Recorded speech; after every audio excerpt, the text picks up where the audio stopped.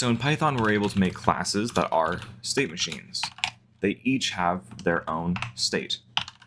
So let's define a new function called initialize, because this is what happens when you first make a class. And let's say self.state is equal to none. Now we can say define state1. And all we gotta do is in here we pass in ourself and we say self.state equals state1. And then we can make a new state and call it state2. And we can make it that self.state equals state2.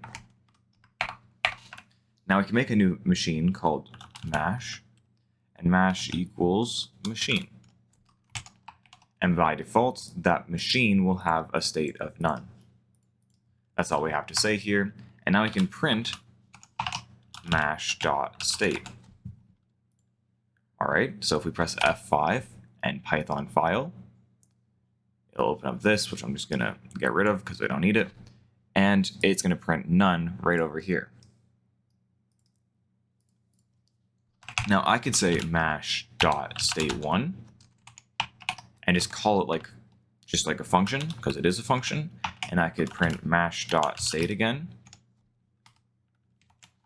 And if I press F5, it's going to say first none, because it's printing the state here, and then state1, which is printing this state right here.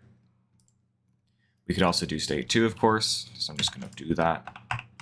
You could use this, for example, in order to make a enemy AI in a video game where state 1 is attacking, state 2 is running away. You could have another state for like hiding and stuff like that in order to sort of allow Python to control an AI. There's a lot of stuff you can do with a state machine. So yeah, that's basically the basics of how to have a state machine. Thanks for watching.